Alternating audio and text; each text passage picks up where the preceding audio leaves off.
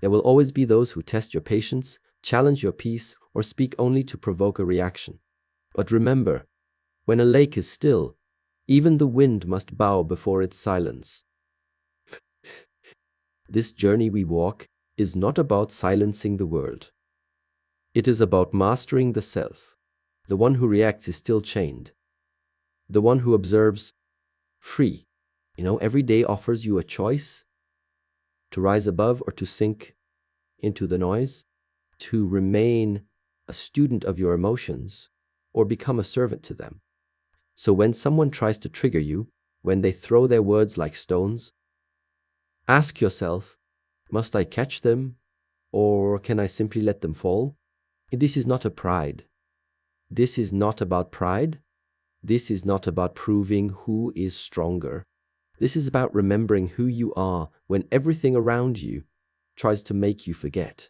In this space of tension, your true power is revealed not in reaction, but in restraint, not in aggression, but in awareness. So today, we begin not with resistance, but with presence. We do not fight to stand above others. We rise because we no longer wish to fall into the same patterns. We rise because stillness has become our strength. True strength is not in reacting, but in remaining unmoved. When a situation unfolds that is meant to provoke you, to draw a reaction from your inner world, your first instinct may be to defend, to respond, to match force with force. But this is not mastery. This is not strength. This is survival. And survival is a lower form of awareness. It is reactive, not responsive. It is impulsive, not intentional. The one who has trained the body, the breath, and the mind understands that strength is not always seen in outward movement. It is often hidden in stillness. Like the mountain that stands firm while the winds howl around it, the individual who remains rooted when the world pulls and prods at their calm is demonstrating a power that is deeper than muscle, deeper than intellect. It is spiritual strength. Strength in the modern world is often misunderstood. It is seen in displays of dominance, in words spoken louder, in retaliation that feels justified. But all of these are rooted in ego, and ego is fragile. It must protect itself because it fears being exposed, fears being weakened. That is why it reacts. The truly strong have nothing to protect. They have already looked within and made peace with their own flaws. When someone tries to insult them, there is nothing for the insult to stick to. The words fall like seeds on stone. They do not grow. They do not take root. They do not affect the terrain. To remain unmoved does not mean to be passive. It does not mean to allow harm or to accept injustice. But it means you choose when to act, not because you have been pushed into action, but because your inner compass, your clarity, your awareness has shown you the appropriate way forward. The strong are never rushed. They are never baited. They are never provoked into forgetting themselves. This is because they train not just their bodies, but their attention. They observe the rising energy of anger, of irritation, of offense, and they pause. This pause is the moment where strength begins. Most people rush past it. They skip the space between stimulus and response, but it is in that space where transformation lies. It is in that space that the reaction can be witnessed and replaced with awareness. When a person shouts at you, when they try to belittle you or control you with emotion, what they are doing is offering you a burden. You do not have to accept it. If someone hands you poison, must you drink it? You can acknowledge it, see it for what it is, and then choose to place it down. When you become reactive, you are no longer in control. You have handed the reins of your emotional world to someone else. They press a button, and you move. That is not strength.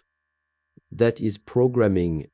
But when you remain unmoved, When you do not rise to the bait, when you smile with peace rather than retaliate with heat, you are no longer the puppet. You are the master of your state. Stillness in the face of provocation is not weakness. It is restraint, born of power.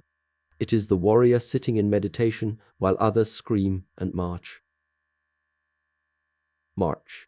It is the monk who does not speak back when insulted, not because he lacks words, but because he no longer has the need to defend what is already at peace. The strongest people are not loud. They are not aggressive. They are quiet inside. That quiet becomes their sanctuary, and they do not allow others to disturb it, because they have worked for it. They have earned it, and they protect it, not with swords, but with silence. To remain unmoved requires inner discipline. It requires that you know yourself, that you understand the movements of your mind, the impulses of your emotions. You must be able to sit with your own discomfort, without escaping, without blaming. When someone provokes you and you feel the fire rising, that fire is not theirs. It is yours. If it can be ignited, it means it was always there. Do not curse the one who lit the match. Instead, ask why you were filled with dry wood. Begin the inner work. Clear out the kindling. Make your being a place that does not burn with every spark. This is the training of the mind, the training of the spirit, and it is the foundation of true strength. This strength is built over time. It is forged through repetition. Each time you resist the urge to react, you are building a new muscle. Each time you pause, breathe, and observe, you are sharpening the sword of awareness. This sword does not cut others. It cuts through illusion. It severs the attachment to ego, to pride, to the false belief that you must win every battle to be strong.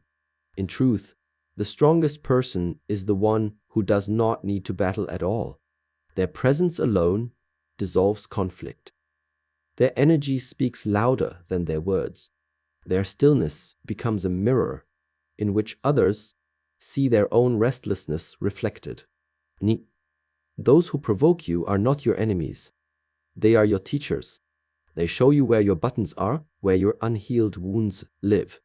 They are offering you a gift, the chance to rise above. If you accept that gift, if you see each trigger as a training ground, you will begin to welcome the challenges. Not because you enjoy pain, but because you understand that with every challenge comes a new layer of mastery.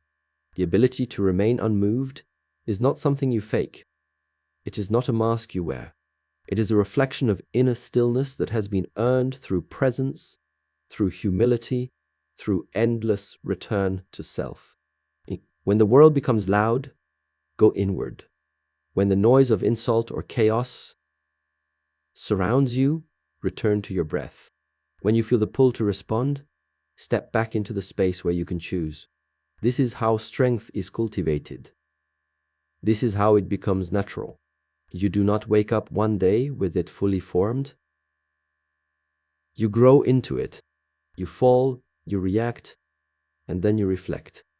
And slowly, over time, the space between what happens and how you respond becomes wider. In that space, you become vast. You become immovable, like the ocean that remains calm even while storms rage above the surface. Your depth protects you from the turbulence. Do not confuse emotional reaction with authenticity. To react is easy. To observe and remain clear is rare. Many will misunderstand your silence. Let them. Many will mistake your calm for weakness. Let them. For what they see is filtered through their own unrest. What matters is not how others see you. It is how you see yourself in the mirror of stillness. You will know when you are becoming strong, when peace no longer depends on conditions, when no insult can take root, and when your presence brings calm rather than conflict. Now, what triggers you reveals what still controls you. Most people walk through life convinced that the world around them is the cause of their emotional turmoil.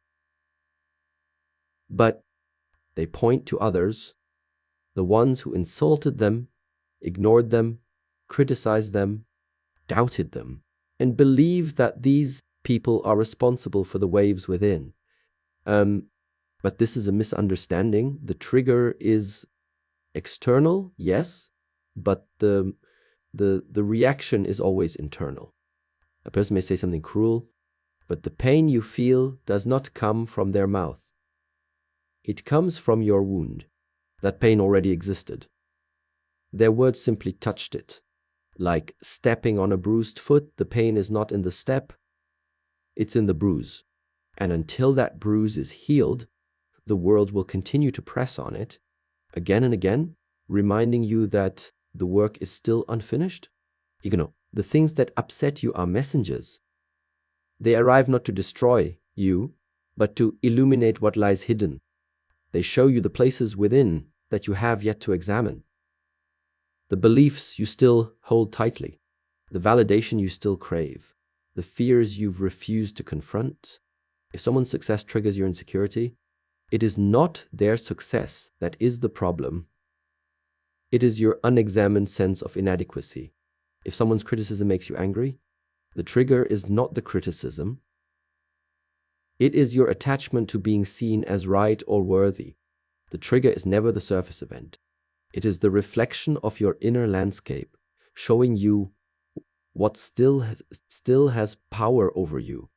And until you choose to face these shadows, they will continue to rule you from the dark. There is deep power in owning your triggers, not hiding them, not shaming yourself for having them, but simply noticing them with honesty and stillness. When you feel that flash of irritation, that burst of anger or sadness or fear, instead of reacting outwardly, pause, turn inward. Ask, what part of me is still seeking something from this world that I have not yet given to myself? Is it recognition, love, safety, control? All triggers are tied to unmet needs. They are the strings connected to old memories, old stories, old versions of you that were hurt, overlooked, dismissed. Every time a trigger arises, it is that part of you calling out, asking to be seen, heard, understood, and finally released. To do this, inner work requires courage. It is far easier to blame the outside world. It is easier to fight back, to point fingers, to stay in the role of the victim. But this path leads only to more chaos. Strength lies in taking responsibility, not for what others do, but for how you choose to respond. When you recognize that a certain comment, a certain person, a certain situation consistently brings up pain or rage or fear, you are being shown a doorway. Behind that doorway is freedom. But to open it, you must be willing to sit with discomfort. You must be willing to feel fully, without running, without numbing, without fighting. Only then does the wound begin to heal. Only then does the trigger begin to lose its power. Awareness is the first step. When something triggers you, pause, do not act, do not speak. Just observe, feel the sensation in your body. Where does it arise? Is it heat in the chest, a tightness in the throat, a clenching in the stomach? These are not random. The body remembers. The body stores all unprocessed experiences. Let the sensation be there, without resistance. Then ask yourself, when have I felt this before? What is this really about? The mind may give surface answers, but if you go deeper, you will often find a moment from the past, a memory, a belief, an identity you formed to protect yourself. That is the root, and until the root is seen, the same emotional patterns will continue to play out in new forms. This is why some people feel constantly triggered. Their relationships, their work, their daily lives are filled with emotional landmines. It is not because the world is cruel, it is because the internal landscape is still filled with unresolved tension. But this is not a life sentence. It is a calling, a chance to clear out what no longer serves, a chance to grow into someone who is no longer tossed around by every word, every look, every situation. Imagine a life where nothing triggers you because everything has been faced, felt, and freed. That is the promise of deep inner work. That is the reward of becoming conscious. But the path is not easy. It is humbling. It requires that you admit you are still affected by things you wish you were not, that you are still carrying pain you thought was gone, that you still seek approval, still fear judgment, still crave control. And this is not weakness, this is honesty. This is the soil from which real growth emerges. No tree grows tall without first sinking its roots into the earth. In the same way, you must first go down into the hidden parts of yourself if you wish to rise above your triggers. Now, once you begin this journey, you will notice a change. The things that once agitated you begin to lose their grip. The same words, the same situations, the same dynamics arise, but you respond differently. You feel the old emotion, but you don't act from it. You observe it. You breathe. You choose a new response. This is the moment of transformation, not when the trigger disappears, but when it no longer controls you. Over time, the trigger fades, the wound heals, and what once brought you pain becomes your teacher, your mirror, your reminder of how far you've come. You will also begin to see others more clearly. When someone tries to trigger you, when they act from anger, blame, or manipulation, you will recognize that they are not strong. They are reacting from their own wounds, their own unmet needs, and instead of taking it personally, you will see the pain behind the mask. This does not mean you tolerate disrespect or stay silent in the face of harm, but it means your response is not driven by ego. It is driven by clarity. You do not fight fire with fire. You remain grounded, and you decide whether to engage, to walk away, or to speak with firmness and calm. Healing your triggers also brings freedom to those around you, because when you are no longer reactive, you stop projecting your pain onto others. You create space for connection, for understanding, for peace. You stop expecting others to fix you, validate you, or behave in ways that protect your wounds. You take back your power, and in doing so, you become a safe place, not only for yourself, but for everyone you meet. This journey is one of continuous refinement. Triggers will still arise. Life will continue to test your stillness, but each moment of awareness, each pause, each choice to respond with presence rather than reaction is a step forward. You begin to see that the path is not about eliminating every trigger. It is about no longer being ruled by them. It is about becoming so deeply rooted in your own peace that nothing from the outside can pull you off center. That is true power. That is freedom. That is the quiet, unshakable strength of the one who has turned inward, faced their pain, and walked out whole. Mastery begins the moment you observe without attachment. In a world where reaction is the norm and judgment is automatic, the ability to simply observe becomes a rare and sacred practice. Most people do not watch life unfold. They interpret, they label, they cling, they reject. When an experience arises, they immediately weave it into their stories of right and wrong, success and failure, gain and loss. But the one who begins the journey of mastery knows that true vision is not colored by preference. It is clear, calm, and undisturbed by desire or fear. To observe without attachment means to witness the moment as it is, not as we wish it to be. It is to see what is without adding anything, without removing anything, without grasping or pushing away. This kind of observation is the gateway to wisdom. When you observe your thoughts without chasing them, you begin to see their patterns. You realize that the mind is not your enemy, but it is also not your master.